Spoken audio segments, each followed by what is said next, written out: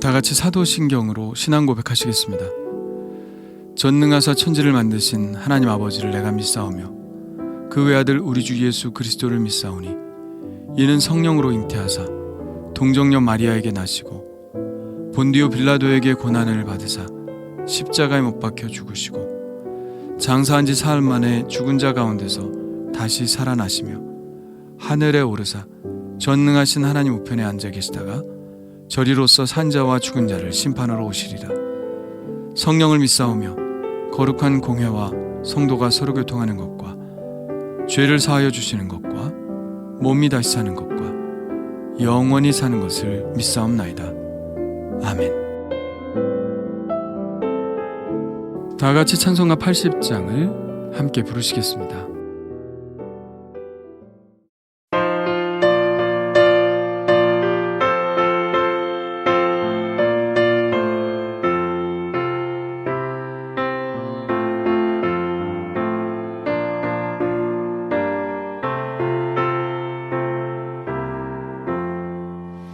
천지에 있는 이름 중 귀하고 높은 이름 주 나시기 전 지으신 구주의 이름 예수 주 앞에 내가 엎드려 그 이름 찬송함은 내 귀에 들린 말씀 중 귀하신 이름 예수 주 십자가에 달릴 때 명패에 쓰인 대로 저 유대인의 왕이요 곧 우리 왕이시라 주 앞에 내가 엎드려 그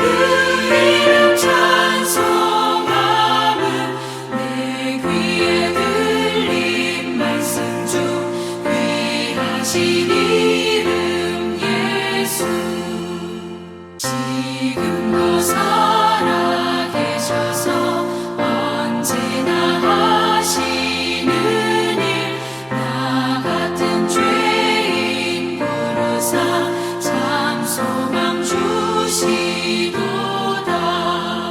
주 앞에 내가 엎드려 그 이름 찬송함은 내 귀에 들린 말씀 중 귀하신 이름 예수 주 예수께서 영원히 어제나 오늘이나 그 이름으로 우리에게 상복을 내리신다 주 앞에 내가 엎드려 그 이름 찬송함은 내 귀에 들린 말씀 중 귀하신 이름 예수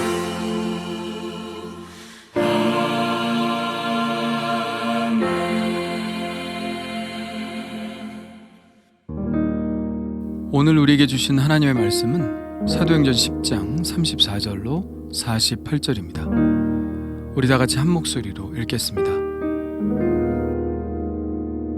베드로가 입을 열어 말하되 내가 참으로 하나님은 사람의 외모를 보지 아니하시고 각 나라 중 하나님을 경외하며 의를 행하는 사람은 다 받으시는 줄 깨달았도다. 만유의 주 되신 예수 그리스도로 말미암아 화평의 복음을 전하사 이스라엘 자손들에게 보내신 말씀 곧 요한이 그 세례를 반포한 후에 갈릴리에서 시작하여 온 유대에 두루 전파된 그것을 너희도 알거니와 하나님이 나사렛 예수에게 성령과 능력을 기름 붓듯 하셨음에 그가 두루 다니시며 선한 일을 행하시고 마귀에게 눌린 모든 사람을 고치셨으니 이는 하나님이 함께 하셨습니다. 우리는 유대인의 땅과 예루살렘에서 그가 행하신 모든 일의 증인이라. 그를 그들이 나무에 달아 죽였으나 하나님이 사흘 만에 다시 살리사 나타내시되 모든 백성에게 하신 것이 아니요 오직 미리 택하신 증인 곧 죽은 자 가운데서 부활하신 후 그를 모시고 음식을 먹은 우리에게 하신 것이라. 우리에게 명하사 백성에게 전도하되 하나님이 살아있는 자와 죽은 자의 재판장으로 정하신 자가 곧 이 사람인 것을 증언하게 하셨고 그에 대하여 모든 선지자도 증언하되 그를 믿는 사람들이 다 그의 이름을 힘입어 죄 사함을 받는다 하였느니라. 베드로가 이 말을 할 때에 성령이 말씀 듣는 모든 사람에게 내려오시니 베드로와 함께 온 할례 받은 신자들이 이방인들에게도 성령 부어 주심으로 말미암아 놀라니 이는 방언을 말하며 하나님 높임을 들음이러라. 이에 베드로가 이르되 이 사람들이 우리와 같이 성령을 받았으니 누가 능히 물로 세례 베풀물 금하려 하고 명하여 예수 그리스도의 이름으로 세례를 베풀라 하니라. 그들이 베드로에게 며칠 더 머물기를 청하니라. 아멘. 고넬료가 자기가 기도 중에 체험한 이야기를 하고 하나님의 말씀대로 베드로의 입에서 나오는 말씀을 기대하며 앉아 있습니다. 베드로는 입을 엽니다. 우선 그는 그가 새롭게 깨달은 하나님에 대해 고백을 하죠. 내가 참으로 하나님은 사람의 외모를 보지 아니하시고 각 나라 중 하나님을 경외하며 의를 행하는 사람은 다 받으시는 줄 깨달았도다. 하나님이 사람의 외모를 보지 않으신다는 말씀은 과거 사무엘이 이새의 아들들 중에서 왕을 뽑으러 갔을 때 하나님이 사무엘에게 들려주신 음성입니다. 그때 하나님은 내가 보는 것은 사람과 같지 아니하니 사람은 외모를 보거니와 나 여호와는 중심을 보느니라 라고 말씀하셨죠. 이 말씀을 근거로 베드로의 말을 생각해 본다면 하나님은 외모, 즉 민족이나 나라에 따라 사람을 차별하시는 분이 아니고 중심, 즉 그 사람이 하나님을 경외하며 의를 행한다면 받으시는 분이라는 말씀입니다. 고넬료가 바로 그런 사람이고 하나님은 그런 그에게 은혜를 베푸셨다는 이야기죠. 요한도 비슷한 말씀 하지 않습니까? 이는 혈통으로나 육종으로나 사람의 뜻으로 나지 아니하고 오직 하나님께로부터 난 자들이니라. 그렇게 말한 후 베드로는 본격적으로 복음을 전합니다. 복음은 예수님이기 때문에 그는 예수님에 대해 이야기하죠. 일단 예수님은 만유의 주이십니다. 그리고 화평의 복음을 전하신 분이며 그분이 바로 하나님으로부터 보냄을 받은 말씀 그 자체이십니다. 예수님은 성령이 충만하셔서 두루 다니시며 선한 일을 행하시고 마귀에게 눌린 모든 사람을 고치셨습니다. 사람들은 누구나 예수님을 하나님이 함께 하시는 분이라고 인정했죠. 베드로는 예수님이 이 땅에 계실 때 행한 모든 일을 보았고 이 일을 자신 있게 증언할 수 있는 증인입니다. 그러나 유대인들은 그런 예수님을 나무에 달아 죽였죠. 그리고 하나님은 그 예수님을 사흘 만에 다시 살리셨습니다. 예수님이 죽으셨다가 살아나신 일에 대해서도 베드로와 사도들은 자신 있게 그 사실을 증언할 수 있는 증인입니다. 예수님이 부활하신 모습으로 직접 제자들에게 나타나 보이셨기 때문입니다. 제자들에게 나타나신 예수님은 또 당신의 제자들에게 이렇게 분부하셨습니다. 백성에게 전도하되 하나님이 살아있는 자와 죽은 자의 재판장으로 정하신 자가 곧 예수님임을 증언하라. 이 말씀에는 두 가지 뜻이 있죠. 하나는 그야말로 우리의 죄를 심판하시는 심판의 날이 꼭 올 것이라는 말씀과 그 심판의 권세가 예수님께 있다는 말씀이죠. 요한도 이 예수님의 말씀을 증언하고 있는데요. 또 인자됨으로 말미암아 심판하는 권세를 주셨느니라. 무덤 속에 있는 자가 다 그의 음성을 들을 때가 오나니 선한 일을 행한 자는 생명의 부활로, 악한 일을 행한 자는 심판의 부활로 나오리라. 이 말씀대로 하나님께서는 아들 예수님에게 심판하는 권세를 주시고 살아있는 자와 죽은 자를 재판하는 재판장으로 정하셨습니다. 우리는 이 사실을 매일 우리의 신앙 고백을 통해 고백하고 있죠. 하늘에 오르사 하나님 우편에 앉아 계시다가 저리로서 산 자와 죽은 자를 심판하러 오시리라. 예, 바로 예수님이 우리의 죄를 심판하시는 심판주이십니다. 여기까지가 끝이라면 이것은 복음이 아니죠. 이것은 그저 심판의 말씀, 정죄의 말씀이 불과할 겁니다. 베드로는 이어 진짜 우리가 믿어야 할 복음에 대해 말하고 있는데요. 그에 대하여 모든 선지자도 증언하되 그를 믿는 사람들이 다 그의 이름을 힘입어 죄사함을 받는다 하였느니라. 복음은 이것입니다. 바로 그 심판자 예수님이 우리의 죄를 사해 주시는 자비의 주님도 되신다는 것입니다. 예수님은 심판자로 오시기 전에 먼저 우리의 죄를 씻어주시는 구원자로 오셨습니다. 내가 온 것은 세상을 심판하려 함이 아니요 세상을 구원하려 함이로라. 오셔서 우리의 죄를 씻기 위해 예수님은 어떤 일을 하셨나요? 이사야 선지자의 증언과 같습니다. 그가 찔림은 우리의 허물 때문이요 그가 상함은 우리의 죄악 때문이라. 그가 징계를 받음으로 우리는 화평을 누리고 그가 채찍에 맞음으로 우리는 나음을 받았도다. 우리는 다 양 같아서 그릇 행하여 각기 제 길로 갔거늘 여호와께서는 우리 무리의 죄악을 그에게 담당시키셨도다. 위엄을 갖추시고 재판석에 앉으셔서 우리의 죄를 심판하셔야 할 분이 그 재판석에서 내려오셔서 스스로 우리의 죄를 담당하셨습니다. 우리가 치러야 할 죄의 값을 다 치르셨습니다. 우리가 심판을 받기 전에 먼저 우리가 구원받을 길을 열어놓으셨습니다. 정말 놀라운 일이죠.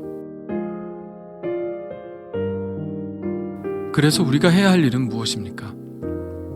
그를 믿는 사람들이 다 그의 이름을 힘입어 죄사함을 받는 것입니다. 예수님을 믿고 예수님이 이르신 그 죄사함의 은혜를 받는 것이죠. 우리가 일찍이 보았던 요엘서의 말씀과 같습니다. 누구든지 주의 이름을 부르는 자는 구원을 받으리라. 요한복음에서 이미 우리에게 열어주신 구원의 길에 대해 예수님은 말씀하셨죠. 내가 진실로 진실로 너희에게 이르노니 내 말을 듣고 또 나 보내신 이를 믿는 자는 영생을 얻었고 심판에 이르지 아니하나니 사망에서 생명으로 옮겼느니라. 이미 예수님을 믿고 죄사함을 받은 사람은 이제 더 이상 심판대에 계신 예수님을 만나지 않아도 됩니다. 예수님이 만들어 놓으신 구원의 길로 이미 들어섰기 때문이죠. 이것이 바로 복음입니다. 베드로는 매우 짧은 시간에 이 구원의 진술을 고넬료와 그의 가족들에게 전하고 있는 것이죠. 그랬더니 이 복음을 전할 때 놀라운 일이 일어났습니다. 성령이 말씀 듣는 모든 사람에게 내려온 것입니다. 이것을 보고 정말 놀란 것은 베드로와 또 함께 온 유대인 그리스도인들이었습니다.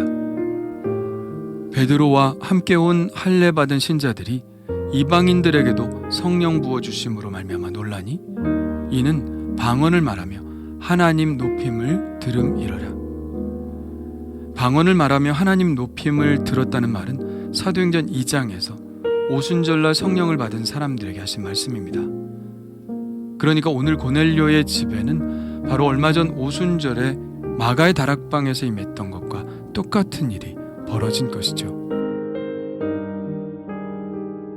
고넬료의 집에 성령이 임하신 사건은 매우 큰 의미가 있습니다. 성령은 하나님의 영이고 하나님의 영은 아무 곳에나 임재하지 않으십니다. 하나님은 당신이 받으시는 사람들에게만 임하시죠. 그러니까 성령이 임하셨다는 것은 하나님께서 그들을 받으셨다는 이야기고, 그들도 하나님의 구원 안에 있는 하나님의 한 가족이 되었다는 것입니다.